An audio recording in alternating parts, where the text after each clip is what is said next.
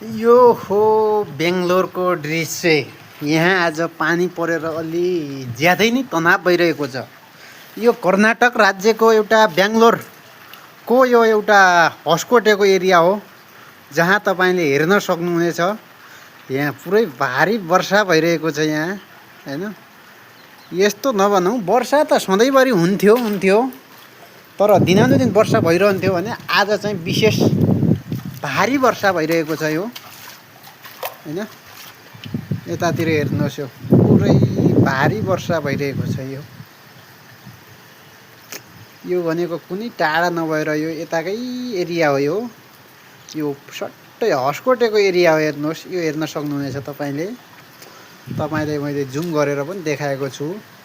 आज यतिसम्म बर्सात भइरहेको छ कि बेहतरिन बर्सात भइरहेको छ। आवत जावत गर्न निकै मुस्किल भइरहेको छ। यसरीकन बारिस भइरहेको छ। फेरि यतातिर मौसम खुलेको छ। यो हेर्नुहोस्, यतातिर खुलेको छ। यो हेर्नुहोस्, यो अनि यतातिर पुरै खुलेको छ। हेर्नुहोस्, यो